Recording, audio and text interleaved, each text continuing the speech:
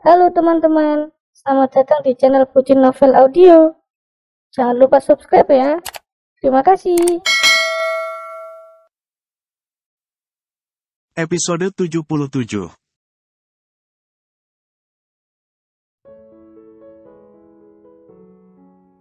Walau ketika Pak Haji justru tidur di depan pintu, tetangga kamar Widi dan Sekretaris Lim menginap, merasa aneh pada tingkah Pak Haji. Mereka melaporkannya ke pihak hotel yang detik itu juga langsung menghampiri. Saya mau di sini saja. Mau lihat. Mereka keramas enggak, yakin Pak Haji tak mau pergi. Petugas hotel yang menghampiri yaitu resepsionis, wanita muda berusia di tengah 20 tahun, dan seorang pria merupakan satpam berusia di pertengahan 30 tahun, langsung menggeleng tak habis pikir. Namun demi keamanan bersama, keduanya khususnya sang satpam, sengaja membawa paksa Pak Haji dari sana. Mas sakit, tanya Widi tak lama setelah mereka selesai salat sepertiga malam. Salat sepertiga malam pertama mereka setelah resmi menjadi suami istri.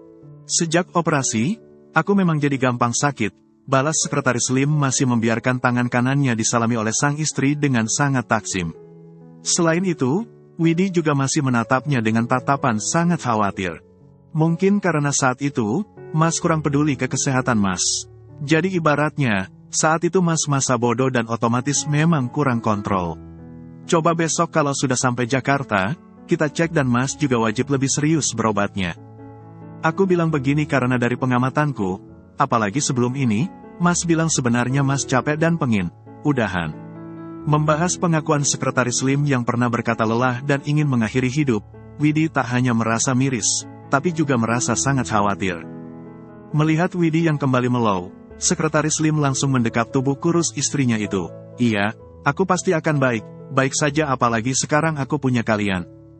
Walau aku tahu Koko tulus menyayangiku dan tentu saja aku tidak pernah benar sendiri, semenjak memiliki kalian, rasanya benar beda. Iya, mulai sekarang, Mas wajib lebih peduli ke diri Mas. Mas wajib lebih mencintai kehidupan Mas, apalagi segala kesuksesan bermula dari diri kita juga. Bagaimana mungkin kita mampu melindungi orang lain kalau kita sendiri saja sakit? Lirih Widi masih meringkuk dalam dekapan Sekretaris Lim. Tatapannya yang kosong perlahan menjadi basah.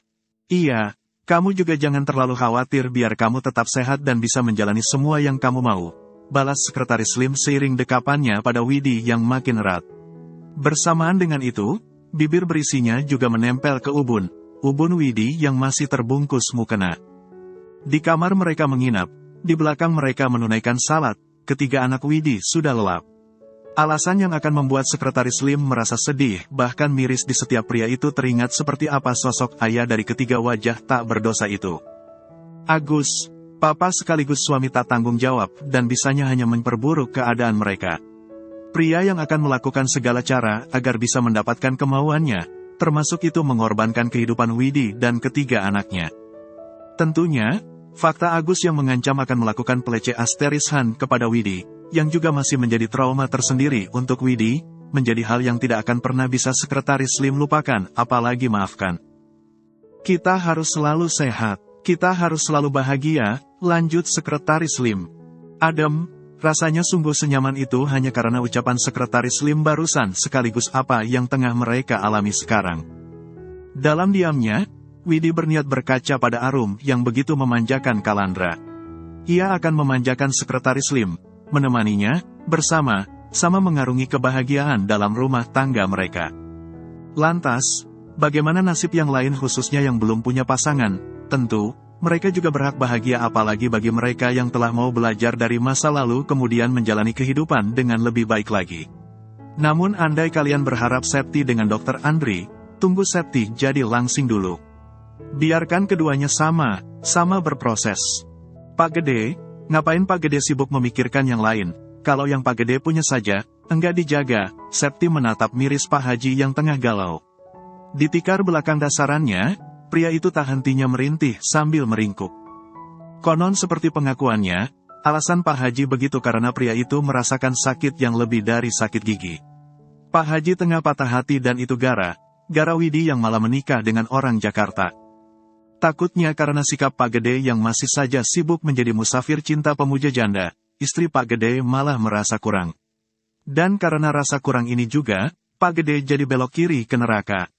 Iya, kalau nerakanya beneran hanya setelah kematian. Kalau nerakanya juga sebelum kematian, semacam istri Pak Gede yang malah selingkuh atau malah diam, dia menguras harta Pak Gede. Contohnya. Jangan beranggapan hal semacam itu enggak mungkin terjadi, Pak Gede. Apa sih yang enggak mungkin di dunia ini? Enggak ada. Semuanya beneran mungkin, apalagi kalau dibarengi kesempatan. Waspadalah, waspadalah.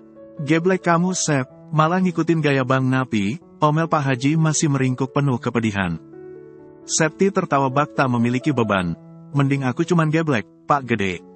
Daripada Pongah dan Herman, makin meresahkan, lagi, ia kembali tertawa.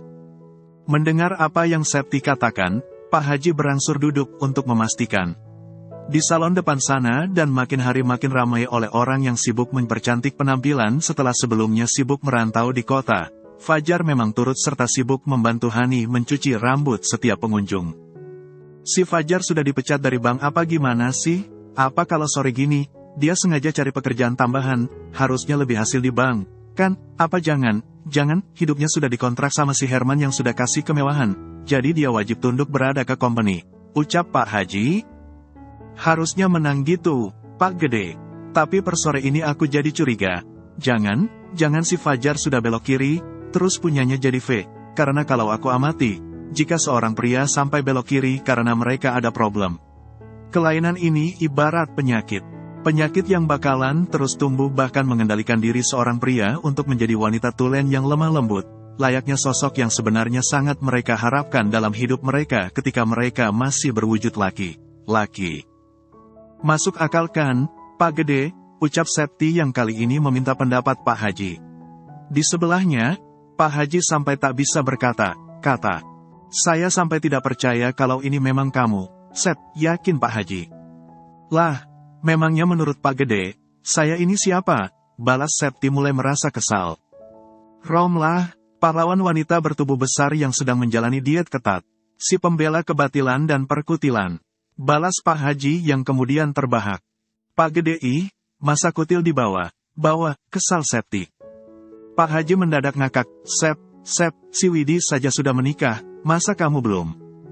Tanggung, Pak Gede, aku bakalan mikirin nikah lagi kalau sudah langsing sekaligus sukses. Biar kalau apa, enggak ada yang berani semena ke aku, yakin Septi. Lah, kalau kamu langsing, kamu enggak bisa menyeruduk orang lagi. Tiba saja, Pak Haji tidak rela Anda Septi sampai langsing. Karena jika sampai ia, otomatis ia juga tidak memiliki bahan nan empuk lagi. Yang dengan kata lain, hiburan dalam hidupnya juga otomatis berkurang. Kata siapa? Ya tetap masih bisa dong, karena kalau gendut aku menyeruduk pakai badan, kalau sudah sukses aku menyeruduknya pakai duit. Balas Septi. Pak Haji tetap tidak setuju, menggeleng sambil memanyunkan bibir mirip bocah yang sedang ngambek, tetap seruan kalau kamu gendut. Lama, aku gepluk juga nih Pak Gede buat jadi topping es. Masa iya? Aku disuruh gendut terus, kesal Septi.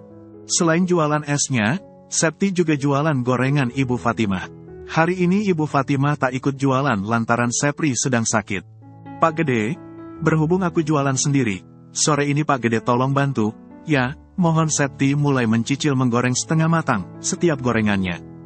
Jangan minta bantuan ke saya karena wajah saya bukan wajahnya orang susah. Jadi daripada ke saya, mending kamu minta bantuan si Pongah. Balas Pak Haji.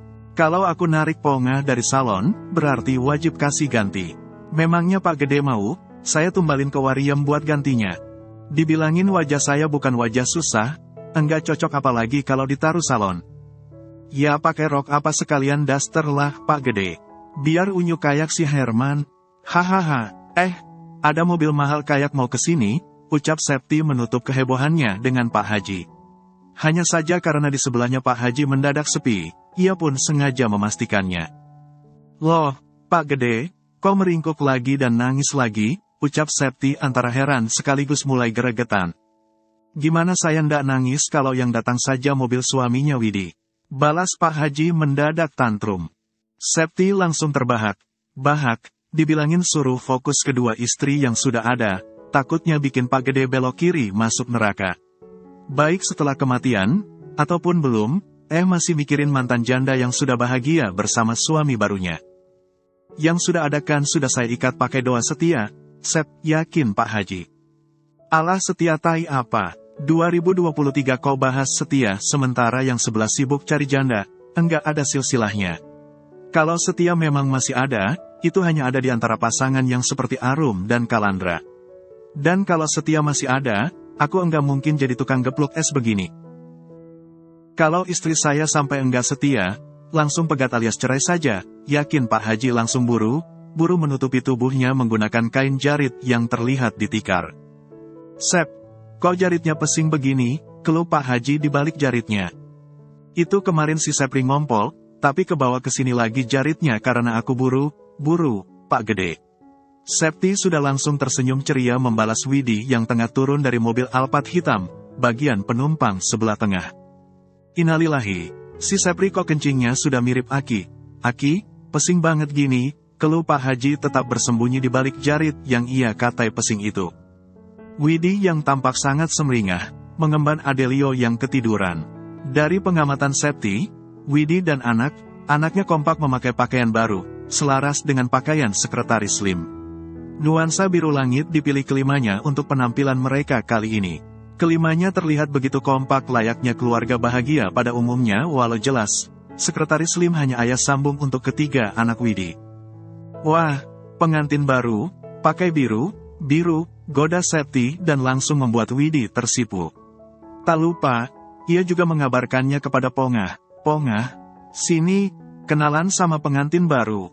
Ia sengaja berteriak sekencang mungkin, agar selain terdengar, kabar yang ia berikan juga sukses merontokkan hati sekaligus kehidupan seorang Fajar. Karena Septi berharap, tak hanya gigi Fajar saja yang rontok, tapi semuanya agar pria matre itu kapok.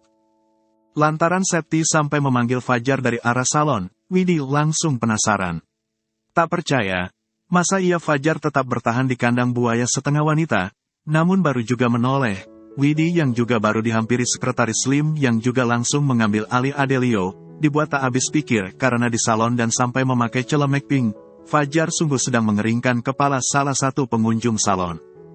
Jika melihat dari tatapan Fajar, selain tampak syok setelah melihat kebersamaannya dengan sekretaris Slim, Fajar juga malu pada dirinya sendiri.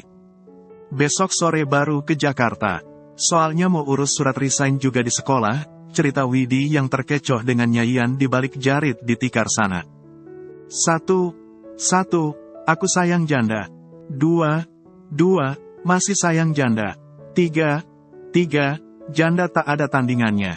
1, 2, 3, ini lagu janda, lantun Pak Haji untuk kesekian kalinya dan tetap bertahan bersembunyi di balik kain jarit walau kainnya bau pesing ompol Sepri.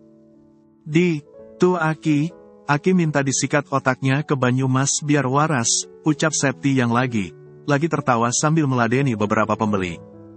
Widi yang mengalungkan kedua tangannya di bawah dagu Salwa langsung mesem. Tuh, si Pongah ngintip, lanjut Septi masih heboh mengawasi setiap pria yang pernah mengejar Widi. Si Mas Fajar, beneran masih Pongah? Tanya Widi heran. Masa iya, sekelas Fajar yang bahkan kini menjadi pacar bayaran Wariem, tidak bisa membeli gigi palsu? Ya iya, Pongah lagi. Kan kemarin aku seruduk, salah siapa? Kalau ngomong enggak mikir. Balas Septi sewot. Untung cuma diseruduk. Ya, Sep, ucap Widi sambil menahan tawanya. Nah, iya, harusnya dia bersyukur. Kalau sampai aku banting rasa sumo kayak yang aku lakuin ke bapakku, bisa dia juga stroke, serga Septi yakin. Itu suami kamu kayaknya juga takut ke aku. Dari tadi aku ngomongnya mirip preman, lanjut Septi yang lagi ngakak. Widi langsung menoleh menatap suaminya yang memang langsung mesem. Berarti lebarannya di Jakarta? Ya, lanjut Septi. 1, 2, 3, jandaku diambil orang terus, rengek Pak Haji. Septi dan Widi hanya cekikikan. Yang membuat keduanya merasa lucu, tentu ketika Pongah nekat datang. Hati, nanti suami kamu direbut pelakor batangan. Pongah kan sekarang sudah bengkok, ucap Pak Haji mendadak keluar dari persembunyiannya. Fajar langsung menghela napas pelan, kejam sekali fitnah Anda, lirihnya sambil menatap sebal Pak Haji. Tapi memang ada benernya sih, ucap Septi yang kemudian kembali tertawa. Tak peduli walau ulahnya langsung membuat Pongah menatapnya sebal kepadanya. Kemudian, fokus khususnya tatapan Fajar tertuju kepada pria tinggi yang berdiri di sebelah Widi sambil mengemban Adelio. Sekretaris Lim memiliki tinggi badan di atas rata pria di sana, termasuk itu di atas Fajar. Sadar Fajar sudah ingin dikenalkan kepada Sekretaris Lim, Widi sengaja mengenalkannya, "Ya, ini Fajar. Dia mantan yang juga pernah menipuku." Fajar langsung mendelik syok lantaran Widi begitu jujur dalam mengenalkannya. "Iya, dia memang penyuka wanita kaya. Mau gadis, mau janda, mau," ucap Septi. Batangan sekelas wariem yang di salon, semuanya beneran diembat asal ada uang abang sayang. Tuh, yang di salon itu yang namanya Hani si Herman Madu, merupakan pacar terbarunya, timpal Pak Haji. Sudah, suamiku langsung bingung, tahan Widi sembari menahan tawanya. Namun seperti yang Widi katakan, Sekretaris Lim memang bingung lantaran ada pria seperti Fajar dan itu ada di lingkungan perkampungan. Tanpa banyak kata karena telanjur malu terlebih kalah jauh, Pongah Fajar sengaja melipir, mundur secara teratur tanpa pamit. Walau ulahnya itu juga langsung terciduk oleh Pak Haji yang menjadi sibuk meneriakinya. Ngabuburit kali ini Widi isi untuk memborong es gepluk gajah duduk, milik Septi sekalian berpamitan. "Ya sudah hati, tolong doakan juga, semoga saya dapat janda pengganti," ucap Pak Haji yang akhirnya merestui. Widi yang menyimak refleks mesem, "Amin. Aku hanya bawa beberapa seragam mengajarku, sih, Mbak. Sisanya aku sumbangin ke tetangga. Soalnya Mas Lim bilang, ibarat buat buang sial. Jadi hari ini sudah langsung beli baru. Punya anak, mamak, termasuk orang tua Resti pun gitu." Demi menghapus pengaruh Agus, Widi menceritakannya kepada Arum yang mendadak mengajaknya berbicara empat mata di kamar wanita itu. Semua sisa dagangan juga dikasih ke tetangga semua. Beneran sudah enggak ada yang tersisa. Termasuk ternak di belakang rumah, semuanya sudah dikasihin. Dan ini kunci rumah yang baru. Kapan kalau sempat, tolong ditengok rumahnya, Widi berkaca menatap Arum yang sudah berlinang air mata. "Tapi lebaran kami pasti mudik," lanjut Widi meyakinkan dan Arum yang bungkam, berangsur mengangguk. "Kalian pasti selalu bahagia," ucap Arum akhirnya, dan sedari tadi memang hanya bisa diam karena terlalu nelangsa. Tangis Widi pecah seiring ia yang memeluk Arum. Pelukan yang makin lama makin erat. "Amin, Mbak. Aku rasa, Mas Lim 11-12 dengan Mas Kala, walau Mas Lim, versi diemnya. Diamnya dia karena belum terbiasa. Pas Mas Kala awalnya juga gitu. Namun makin lama, Mas Kala jadi ketularan Pak Haji." Balas Arum belum bisa menepi dari kesedihannya. Mendengar itu, Widi langsung nyengir, "Baih, jangan samakan Mas Kala dengan Pak Haji. Pak Haji kan identik dengan musafir cinta pemuja janda.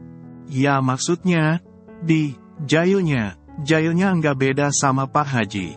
Sisanya ya enggak dan amit. Balas Arum buru mengoreksi anggapannya.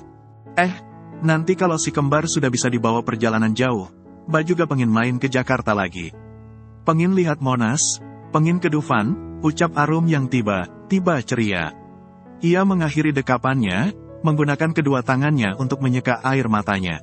Tingkah polos sang kakak membuat Widi tertawa, "Ya ampun, Mbak. Di Jakarta enggak hanya ada Monas sama Dufan, ada Ancol sama Taman Mini, juga, kan?" Balas Arum sengaja menambahi, tapi Widi tetap menertawakannya. "Lebih, Mbak, beneran lebih, enggak hanya itu, memang kita, paling jauh mainnya ke Pantai Pangandaran, Krapyak, Bugolo, apa pantai ayah?" Ucap Widi masih tertawa dan itu menertawakan mereka yang jarang liburan, tapi sekali liburan juga masih di tempat itu saja. Tapi Pantai Pangandaran tetap favorit, penuh kenangan, ucap Arum sambil tersenyum gemas.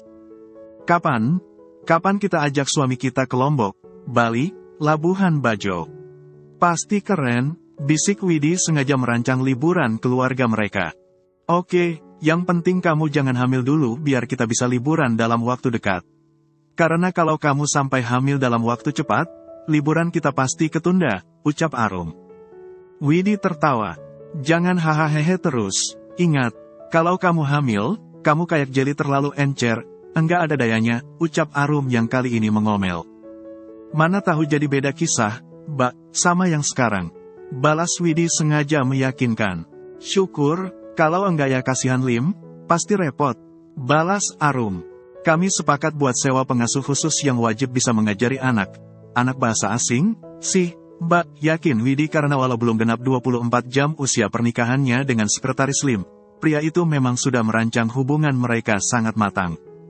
Syukur kalau gitu, Mbak ikut senang dengarnya, Mbak sama Mas Kala pun begitu. Tapi kamu harus ingat, urusan anak, wajib kamu yang urus. Jangan sampai anak lebih dekat dengan pengasuhnya, apalagi kalau status kamu enggak kerja.